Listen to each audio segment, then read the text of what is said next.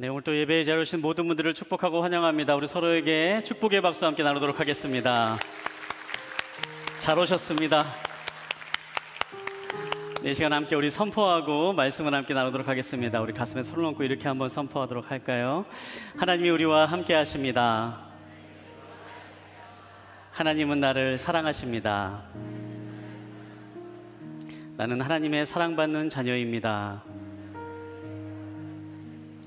이 시간 함께 그대로 함께 기도하도록 하겠습니다. 하나님, 이 시간에 우리를 향해 찾아오시는 그 하나님의 사랑의 마음을 의지하며 또한 예배의 자리로 나아갑니다. 하나님, 이 마음 가운데 하나님의 사랑이 부어지는 시간 되게 하여 주시고, 이 예배당을 나갈 때에 이 마음마다 하나님의 사랑을 담아 나아가는 귀한 시간 될 수 있도록 주님 함께하여 주시옵소서. 살아계신 예수님의 이름으로 기도합니다. 아멘. 네, 지난 시간에 이어서 이번 시간에도 예수님에 대해서 함께 말씀을 나누는 시간을 갖습니다. 당신을 위한 예수라는 제목을 가지고 함께 말씀을 나누고 있는데요. 우리가 믿는 믿음의 본질은 예수 그리스도를 믿는 것입니다. 예수님은 기독교의 근본이고, 또 예수님을 바로 아는 것이 바로 신앙생활을 하는 가장 기초가 되는 것입니다. 우리가 바로 그 예수님을 알아가는 시간으로 이번 한 달을 함께 보내고 있는데요. 이 시간을 통해서 믿음을 시작하고 또 믿음을 쌓아 올리는 여러분들의 삶 가운데에 바른 예수님의 모습이 심겨지고, 우리의 삶이 더욱더 예수님을 또 닮아가는 그러한 삶의 자리로 나아가는 은혜가 있게 되기를 간절히 소망합니다. 지난 시간에 우리 함께 나누었던 말씀을 잠깐 함께 다시 되돌아보려고 하는데요. 지난 시간에 우리가 예수님은 생명의 빵이다라고 하는 말씀을 함께 나누었습니다. 예수님께서 이 땅에 오셔서 사역하실 때에 많은 사람들의 필요를 채워주셨습니다. 굶주린 사람들에게 먹을 것을 공급해 주시기도 하시고요, 또 병든 사람에게 병을 낫게 하시는 그러한 일들을 행하셨습니다. 또 절망 가운데 있는 사람, 도움이 필요한 사람에게 예수님은 도움의 손을 내밀어 주시고 그들의 필요를 채워주시는 사역을 행하셨습니다. 그러나 예수님의 사역이 단지 우리들의 필요를 채우기 위해서 이 땅에 오신 것인가? 성경은 분명히 그렇게 이야기하지는 않으시지요. 예수님께서는 스스로를 나는 생명의 빵이다 라고 말씀하셨습니다. 이 말은 예수님께서 이 땅에 오신 본질적인 목적은 바로 우리에게 생명을 주시기 위한 분이셨음을 분명하게 밝히시는 것입니다. 빵은 받아들이는 것입니다. 먹는 것이죠. 우리가 예수님을 믿음으로 받아들일 때에 그 생명의 능력이 우리의 삶 가운데 임하게 된다라는 그런 말씀을 우리가 지난 시간에 함께 나누었습니다. 오늘은 두 번째 시간을 함께 살펴보길 원하는데요. 오늘 우리가 함께 본 말씀은 요한복음 8장에 있는 말씀을 가지고 나는 세상의 빛이다 라고 말씀하시는 그 예수님의 그 말씀을 함께 나누는 시간을 갖도록 하겠습니다.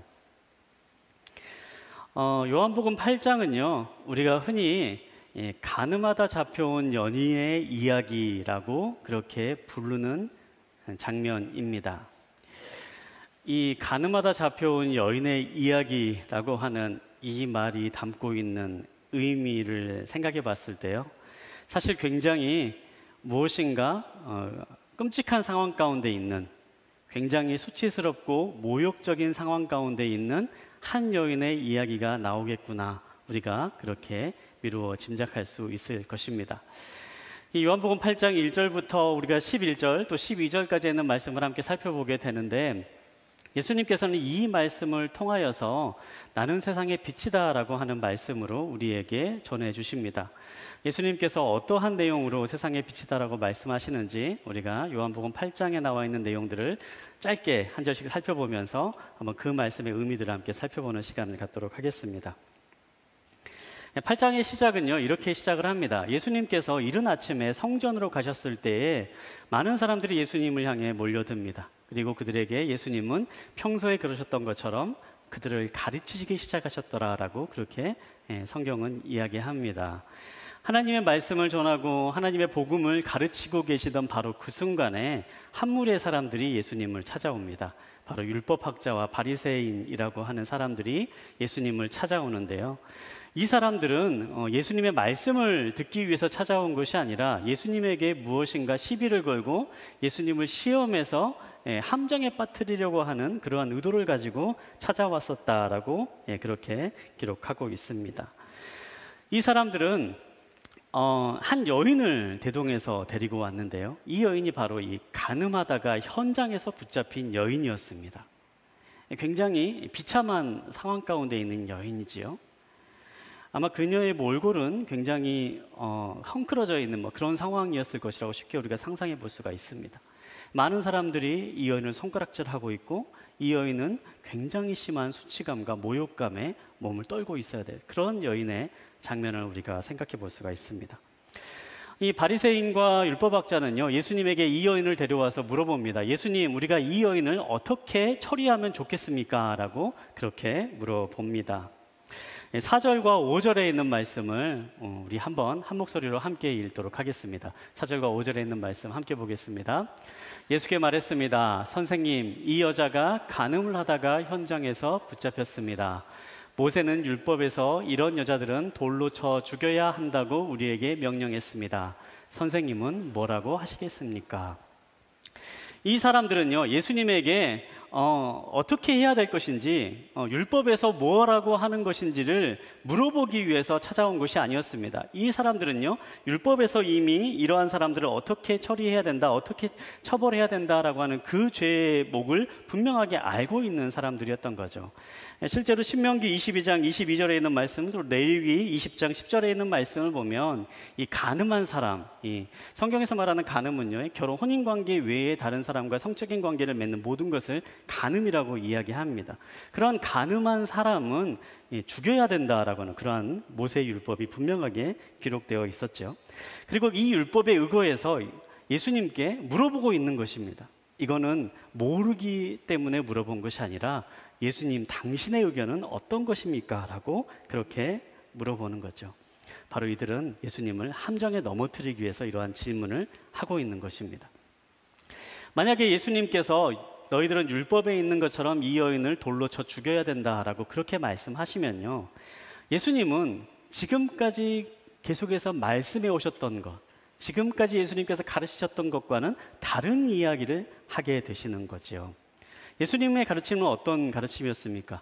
원수까지도 사랑하는, 아무리 주홍같이 붉은 죄를 저지른 사람이라 할지라도 그들을 사랑하고 회복시키시는 하나님의 사랑을 계속해서 가르치셨던 그런 예수님이셨습니다.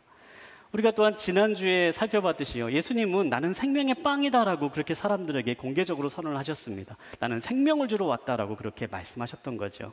그런데 그런 예수님께서 이 여자를 죽여야 된다라고 말하는 순간 이 사람들, 이 예수님의 적대자들은요, 그 말을 꼬리를 잡아서 예수님을 마치 두말하는 사람처럼, 거짓말하는 사람처럼, 위선자처럼 그렇게 공격하려고 했던 것이죠. 반면에 예수님께서 모세의 율법을 어기고 이 여인을 용서해 줘야 된다라고 그렇게 말씀하면 어떻게 하겠습니까? 이 사람들은요, 바로 예수님을 율법을 대적하는 사람이다, 예수는 율법을 파괴하는 사람이다, 예수는 율법을 무시하는 사람이다, 이렇게 또한 공개적으로 대적할 계획을 세우고 이곳에 찾아왔던 것입니다. 어떠한 대답을 해도 예수님에게 있어서는 굉장히 난처한 순간이었던 거죠. 그런데 바로 그 순간 예수님은 어떻게 행동하십니까? 6절부터 9절까지 있는 말씀, 우리 성경 말씀을 한 절씩 돌아가면서 한번 읽어보도록 하겠습니다. 6절에 있는 말씀을 제가 읽어보겠습니다. 그들이 이런 질문을 한 것은 예수를 시험에 고소할 구실을 찾으려는 속셈이었습니다. 그러나 예수께서는 몸을 구부린 채 앉아서 손가락으로 바닥에 무엇인가를 쓰기 시작했습니다. 그들에게 계속 질문을 퍼붓자 예수께서 일어나서 그들에게 말씀하셨습니다. 너희 가운데 죄 없는 사람이 먼저 이 여인에게 돌을 던지라. 그러고는 다시 몸을 굽혀 바닥에 무엇인가를 쓰셨습니다.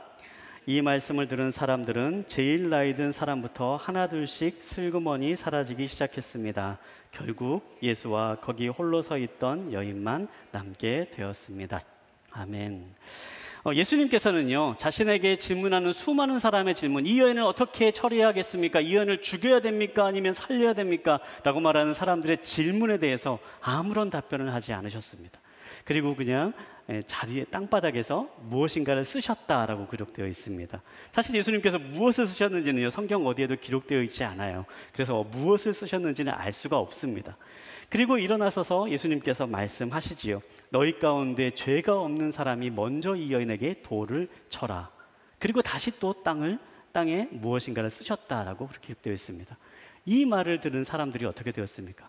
한 명, 두 명 조용히 그 자리를 떠나게 되었다라고 기록하고 있습니다. 이렇게 이 여인이 죽을 수밖에 없는 그러한 절체절명의 상황에서 목숨을 구명받는 상황을 맞이하게 됩니다. 10절과 11절에 있는 말씀 우리 한 목소리로 함께 읽도록 하겠습니다. 예수께서 일어나 여인에게 물으셨습니다. 여인아, 그들은 어디 있느냐? 너를 정죄한 사람이 한 사람도 없느냐? 여인이 대답했습니다. 선생님, 없습니다. 예수께서 말씀하셨습니다. 나도 너를 정죄하지 않겠다. 이제부터 다시는 죄를 짓지 마라. 아멘. 예수께서 여인에게 말씀하십니다. 나도 너를 정죄하지 않겠다. 그리고 이제부터 다시는 죄를 짓지 말라. 이렇게 말씀하십니다. 예수님께서 주신 메시지는 분명했습니다. 이 여인이 죄가 없다라고 말씀하시지는 않으셨어요. 너는 무죄다라고 말씀하지는 않으셨던 거죠. 내가 너의 죄를 못 본 척 해주겠다. 그렇게 말씀하지도 않으셨습니다. 예수님은요, 이 여인을 향해서 나는 너를 정죄하지 않겠다. 이렇게 말씀하고 계시죠. 이 여인의 행동은 분명히 죄를 범한 행동이었지만 예수님은 그 자리에서 이 여인을 심판하지 않겠다라고 말씀하신 겁니다. 그리고 말씀하시죠. 가라. 그리고 다시는 이와 같은 죄를 저지르지 말아라. 그렇게 말씀하시는 겁니다. 주님은 어떤 분이십니까? 주님은요, 새로운 삶의 기회를 주시는 분이십니다.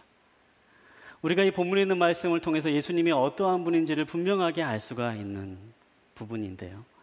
예수님은 어떠한 죄를 저지른 사람이라 할지라도 그 사람을 품어주실 수 있는 분이십니다.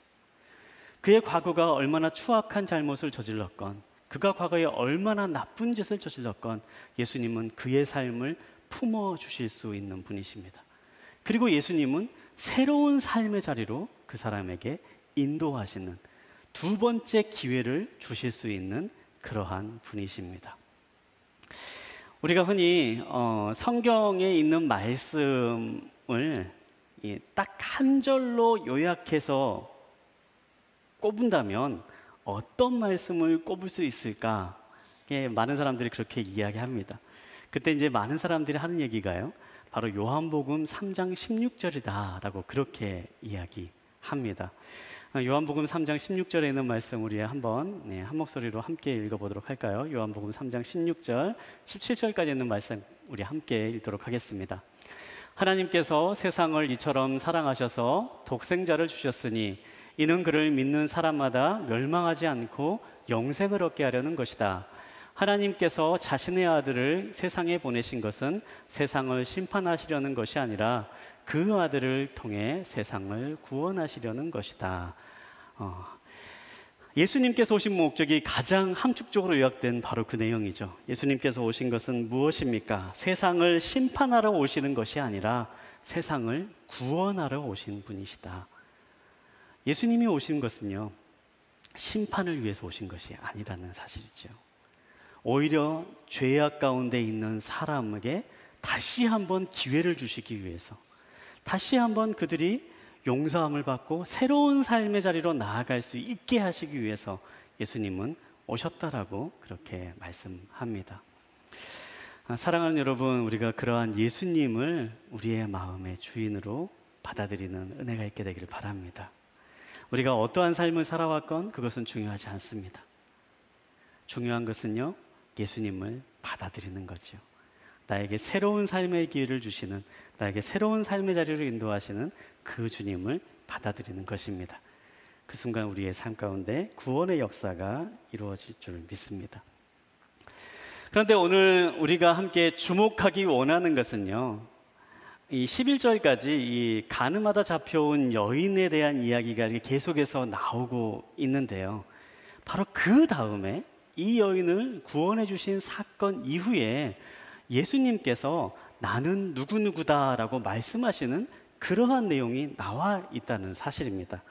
우리 12절에 있는 말씀, 우리 요한복음 8장 12절에 있는 말씀, 우리 한 목소리로 함께 읽어보도록 하겠습니다. 예수께서 사람들에게 다시 말씀하셨습니다. 나는 세상의 빛이다. 누구든지 나를 따르는 사람은 어둠 속에 다니지 않고 생명의 빛을 얻을 것이다. 아멘. 예수님께서 내가 온 것은 나는 세상의 빛으로 왔다라고 말씀하시는 것은요, 바로 우리가 앞서 살펴보니 가늠한 여인의 사건 이후에 바로 예수님께서 자신을 말씀하시면서 나는 세상의 빛이다라고 말씀하시는 것을 보게 됩니다. 예수님께서 세상의 빛이다라고 말씀하시는 그 이유가, 그 의미가 어떤 것일까요? 네, 첫 번째로 함께 나누기를 원하는 것은요, 예수님의 빛은 우리의 모습을 바로 볼 수 있게 해준다라는 것입니다. 이 요한복음 8장 1절부터 11절까지 계속해서 이어지는 우리가 말씀을 보면서요, 조금은 쉽게 이해가 되지 않은 한 장면이 나옵니다.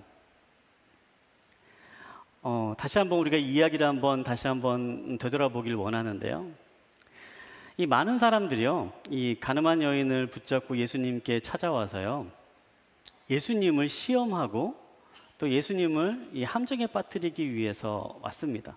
그리고 수많은 군중들을 데리고 와서 이 여인을 죽여야 된다라고 말하는 수많은 사람들을 함께 와서 이제 이 여인을 처분하려고 이제 하는 그러한 상황 가운데 있었습니다.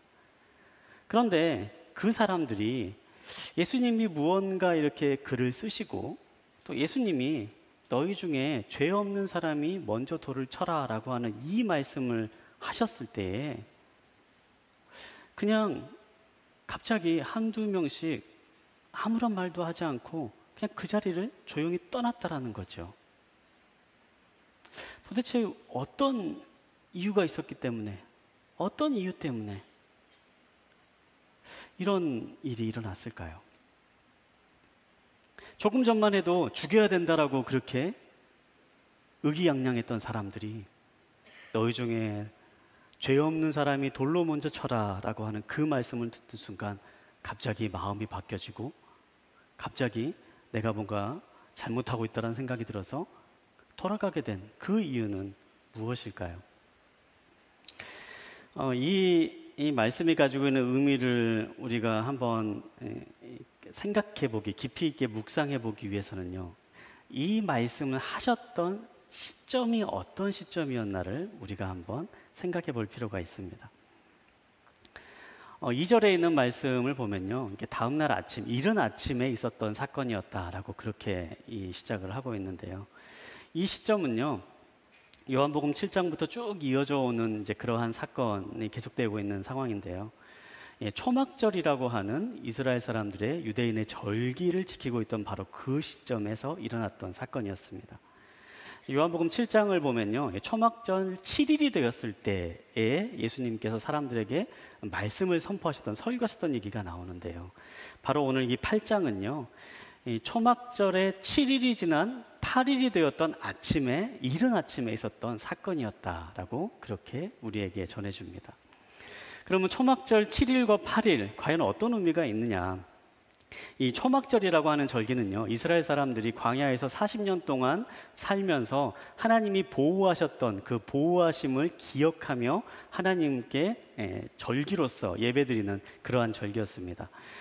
이스라엘 달력으로 이제 7월 15일부터 이제 7일 동안 지키는 절기였는데요, 이 7일 동안 지킨 절기가 다 끝난 7일째가 되었을 때, 7일째 이제 해가 지고 밤이 되었을 때, 그때부터 이 이스라엘 사람들은 굉장히 특별한 시간을 보냈다라고 합니다. 그때 이제 관제의 축제라고 하는 축제의 시간을 그때부터 갖기 시작을 하는데요, 이스라엘의 남자들이 모두가 다 성전 뜰에 모여서요, 그때부터 함께 성전 뜰에서 밤이 새도록 이게 파티를 벌이는 거예요. 우리말로 하면 일종의 파티를 벌이는 겁니다. 큰 축제를 벌이는 겁니다.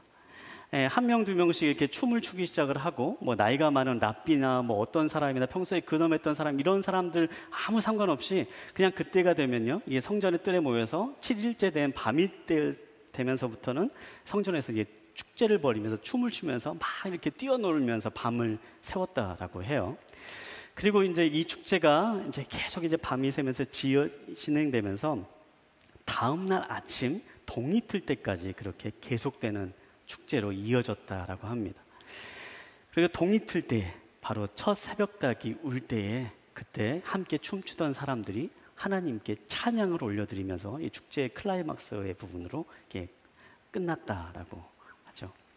그때 불렀던 찬양이 이제 이런 찬양을 불렀다고 합니다. 그때 불렀던 찬양이 이 랍비들과 이 사람들이 서로 이제 돌아가면서 함께 불렀던 그러한 찬양의 내용인데요.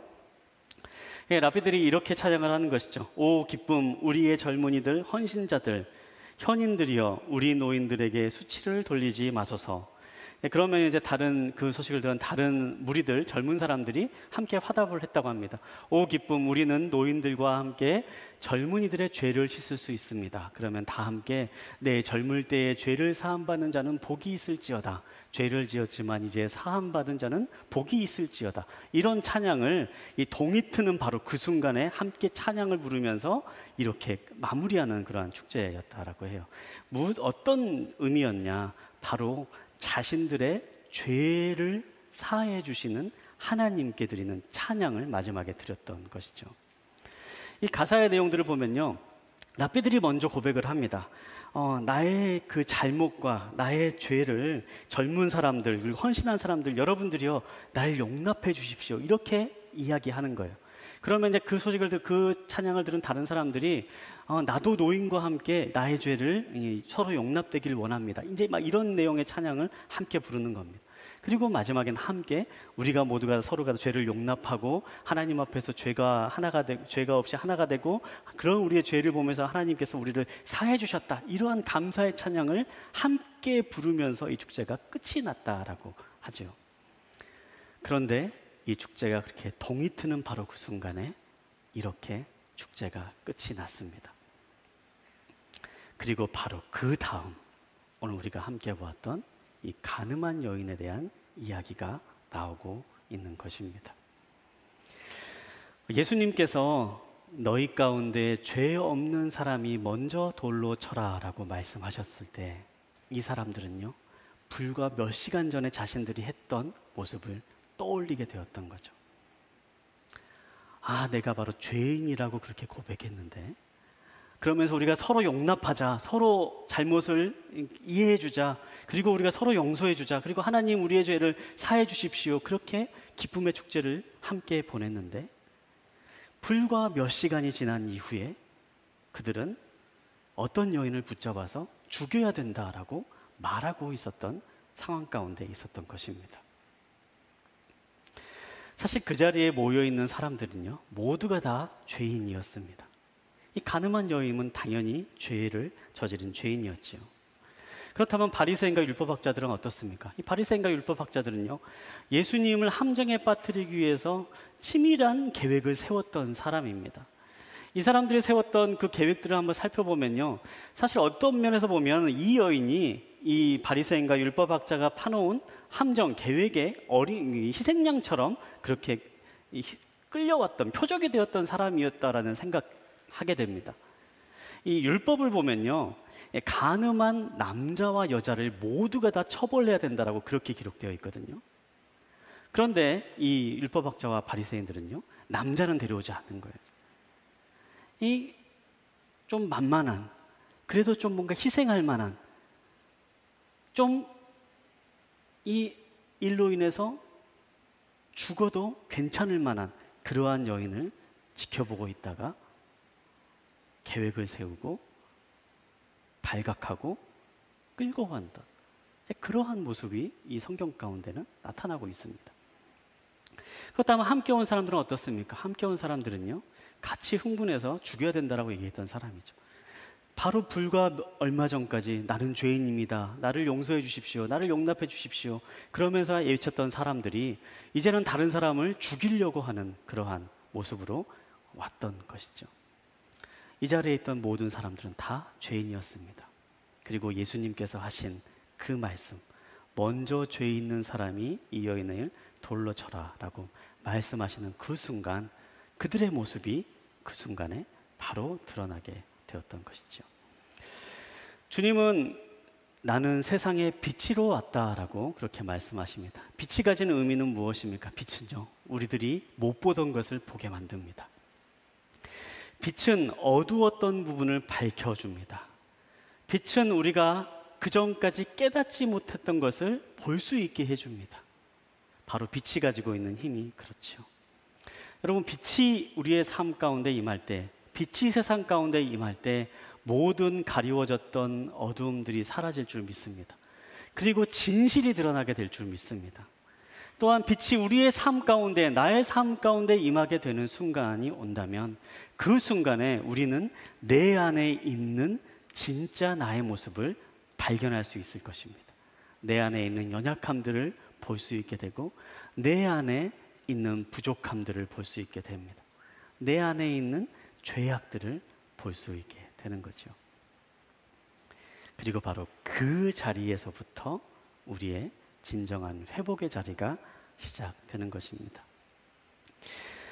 제가 이 말씀을 묵상하면서요, 예전에 그 명의라고 불리는 이제 잘 치료하시는 의사 선생님이라고 하시는 이제 성도님과 함께 만나서 이야기했던 그러한 얘기가 생각이 났어요. 제가 이제 그 성도님께 그 명의라고 소문이 났는데, 근데 어떠한 비결로 명의라고 소문이 났습니까? 라고 이제 그렇게 이제 물어봤거든요. 그랬더니 이제 이분이 이제 그렇게 이야기하시더라고요. 이게 명의는요, 의사가 만드는 게 아니고 사실 환자가 만드는 겁니다 라고 이제 그렇게 이야기하시는 거예요. 그래서 이제 그게 무슨 뜻인지 이제 몰라서 이제 물어봤어요. 그랬더니 이제 설명을 해주시더라고요. 사실 진짜 의사에게 있어서 중요한 것은 이제 치료를 하고, 어떠한 뭐 이렇게 약을 처방하고 이제 어떻게 치료하면 좋겠다라고 계획을 세우는 것도 굉장히 중요한데, 어쩌면 그것보다 정말 중요한 것은 이 사람이 지금 어떠한 상황인지, 이 사람이 진짜 어떤 질병을 가지고 있는지 진단을 제대로 내릴 수 있는 사람이 진짜 명의의 조건을 가진 사람입니다. 이제 이렇게 얘기하시는 거예요. 그래서 이제 본인은 최대한 이제 그 환자들이 오면 그 환자들이 이제 아파하는 것이 무엇인지를 이제 최대한 잘 들으려고 노력을 하고 있다라고 그렇게 얘기를 하더라고요. 그래서 진짜 명의는 환자들이 말하는 것을 잘 들어주는 사람이고, 환자들이 지금 불편하다고 말하는 것이 무엇인지를 분명하게 표현할 수 있도록 그렇게 물어봐 주는 사람이고, 그를 통해서 진단을 잘 내리는 사람이 진짜 명의가 될 수 있는 사람입니다. 이제 그렇게 이야기하시는 거예요. 근데 저는 이제 그것이 우리의 삶과도 맞닿아 있다고 생각합니다. 여러분, 우리의 삶도요, 바른 길을 가기 위해서는요, 먼저 진단을 제대로 받아야 될 필요가 있는 거죠. 우리가 지금 어떠한 상황인지, 우리가 지금 어떠한 문제가 있는지, 우리가 지금 어떠한 어려움이 있는지를 우리 스스로 올바르게 알지 못한다면요, 아무런 해결책도 얻을 수가 없게 되는 거죠. 예수님은 우리에게 말씀하십니다. 나는 세상의 빛으로 왔다. 빛이 오는 순간 우리는 우리의 모든 것이 빛 가운데서 드러나게 됩니다. 때로는 그 드러남이 아픔일 수도 있습니다. 때로는 그 드러남이 내 마음 가운데 있는 상처일 수도 있습니다. 그러나 여러분, 그 드러남을 두려워하지 마십시오. 그리고 예수님께서 주시는 그 빛 가운데로 나아가시기 바랍니다. 예수님께서는 그렇게 빛 가운데 드러나는 우리를 어떻게 다시 회복시켜 주실까요? 두 번째로 이어지는 말씀을 통해서 살펴보기 원하는 것은요, 예수님의 빛은 우리를 빛 가운데 살게 하시는 빛이십니다 라는 것입니다. 예수님께서 이 가늠한 여인, 현장에서 붙잡혀온 이 여인을 보시면서 말씀하십니다. 나도 너를 정죄하지 않겠다, 그렇게 말씀하시죠. 그리고 이어지는 말씀을 보면요, 예수님께서 이렇게 말씀하시지요. 이제부터 다시는 죄를 짓지 말아라. 사실 이제 이 말씀을 보면서요, 어쩌면 다시는 죄를 짓지 말아라고 하는 이 말씀이 정말 이렇게 무거운 말이구나라는 생각을 해봅니다. 이 다시를 죄를 짓지 않는 것이 과연 가능할까? 어찌 보면 이 여인은요, 이제 간음한 그 죄로 인하여서 굉장히 어려운 상황, 수치스러운 상황을 겪었습니다. 거의 죽다 살아난 그러한 경험을 했던 여인이지요. 그렇기 때문에 다시 이제 똑같은 죄를 짓지는 않았을 것 같아요. 그러나 그렇다고 해서 이 여인이 죄를 짓지 않고 살았을까? 아마 그거는 불가능한 삶을 불가능한 삶을 살았을 것 같습니다. 성경에서 말하는 죄는요, 단순히 어떤 행위에 따른 죄를 말하지 않습니다. 성경에서 말하는 죄는요, 하나님께서는 우리의 마음의 중심을 보시는 분이시다라고 그렇게 말씀하시기 때문이에요. 우리가 행동으로 어떠한 법을 어기고 또 누구에게 피해를 주면 그걸 죄라고 생각을 하기 쉬운데요. 성경에서 말하는 죄는요, 누군가에게 피해를 주지 않고 어떠한 법을 어기지 않아도요, 우리의 마음 가운데 악한 생각을 하고 우리의 마음 가운데 무엇인가 나쁜 마음을 먹으면요, 그것 자체로도 죄를 범했다라고 그렇게 이야기합니다. 그럼에도 불구하고 예수님께서 이 여인에게 너는 가서 다시는 죄를 짓지 말아라 라고 말씀하신 그 이유는 무엇인가? 12절에 있는 말씀을 보면 그 이유가 나와 있습니다. 12절에 있는 말씀을 제가 읽어드리겠습니다. 예수께서 사람들에게 다시 말씀하셨습니다. 나는 세상의 빛이다. 누구든지 나를 따르는 사람은 어둠 속에 다니지 않고 생명의 빛을 얻을 것이다. 예수님께서 말씀하시는 이유는 무엇입니까? 죄를 짓지 말아라라고 말씀하시면서 이어서 하시는 말씀은요, 나는 세상의 빛으로 왔다. 그리고 나를 따르는 사람은 다시는 어둠 가운데 거하지 않고 빛 가운데 거하는 삶을 살 것이다. 이렇게 말씀하시는 거죠. 여러분, 예수님께서 말씀하시는 그리스도인의 삶은 어떠한 삶입니까? 예수님께서 말씀하시는 우리들이 살아야 될 삶은 무엇입니까? 그 삶은요, 예수님을 따라 살아나가는 삶입니다. 우리가 죄를 짓지 말아야 된다, 우리가 나쁜 짓을 하지 말아야 된다, 예수님은요, 우리에게 어떤 행위를 말씀하지 않으세요. 예수님께서 분명하게 말씀하시는 것은요, 너희가 이제부터는 생명의 빛이 대신 나를 따르는 삶을 살아라. 그러면 너희가 다시는 죄에 끌려다니는 삶이 아니고 다시는 어둠 가운데 거하는 삶이 아니라 생명의 빛을 가진 삶으로 살아가게 될 것이다. 주님 이렇게 말씀하고 계시는 것이죠. 사랑하는 여러분, 우리들이 해야 될 것은요, 단순합니다. 예수님을 따라 살아나가는 겁니다. 예수님께서 말씀하시는 삶은요, 그냥 생명의 빛이신 예수님을 따라 살아나가라, 그렇게 말씀하시는 겁니다. 사실 그러면 모든 문제가 다 해결이 됩니다. 우리가 예수님을 따라 살아가려고 결심하고 나아갈 때에 우리들의 삶에 있는 모든 문제가 다 해결받게 되는 거죠. 제가 예전에 한 성도님이 이제 이런 고민 상담을 하신 적이 있어요. 성도님이 이제 예수님을 이제 인격적으로 체험하고 결단하시면서 이제 그 삶에 참 많은 부분이 변화되었다라고 이제 그렇게 고백을 하시는 겁니다. 그런데 이제 얘기를 듣다 보니까요, 그러면서 이 성도님한테 고민이 하나가 있었는데, 오래도록 피웠던 담배는 못 끊겠다라고 이제 그렇게 말씀하시는 거예요. 그래서 이제 목사님, 저는 다른 거는 다 하겠는데 이 담배만은 못 끊겠어요. 이제 그렇게 말씀하시는 이제 성도님이 계셨습니다. 근데 이제 이분이 이제 어떤 이제 부흥회, 이제 옛날에 이제 지역교회에서 이제 하는 부흥 집회를 이제 참석을 하셨는데요. 그때 이제 굉장히 충격적인 사건을 이제 경험하신 거예요. 이제 앞에 이제 목사님께서 한참 막 설교를 하고 계시는데 갑자기 이 성도님을 딱 바라보면서 말씀하시는 겁니다. 끊어! 그러시는 거예요. 그러니까 이제 처음에는 이제 이분이 내가 지금 혹시 다른 사람인가 하고 싶어가지고 무슨 말인가 하고 있었는데, 또 한참 설교하시다 갑자기 또 목사님 딱 쳐다보시더니 끊어! 라고 이렇게 얘기하시는 거예요. 이제 그 말을 듣고 이분이 이제 충격을 받은 겁니다. 정말 이게 하나님이 나한테 이제 담배 끊으라고 하는 것 같구나. 이제 그러면서 그때부터 고민을 하는 거예요. 그런데도 이제 아무리 봐도 이제 끊기가 너무 힘든 거예요. 그러면서 이제 기도 요청을 하러 이제 오셨는데, 나중에 알고 보니까요, 이분이 평소에 이제 담배를 피우시고 주머니 여기다 이렇게 넣고 다니셨던 분이 와이셔츠 여기에 넣고 다니셨. 아마 이제 그 목사님이 이제 와이셔츠 여기에 있는 이제 담배를 보고 끊으라고 한 것 같은데 이분은 이제 그걸 이제 하나님의 음성이라고 생각을 했던 거죠. 이제 그래가지고 이제 고민을 하는데 그래도 못 끊겠는 거예요. 그래서 목사님 제가 담배 끊을 수 있도록 기도해 주세요. 이제 그런 기도의 제목들을 이제 계속 나누시면서 이제 하셨던 거예요. 그렇게 이제 한참 시간이 지났는데요. 얼마간의 시간이 지난 후에 이분은 이제 우연히 마주하게 됩니다. 근데 이분의 얼굴 표정이 밝아져 있는 걸 본 거예요.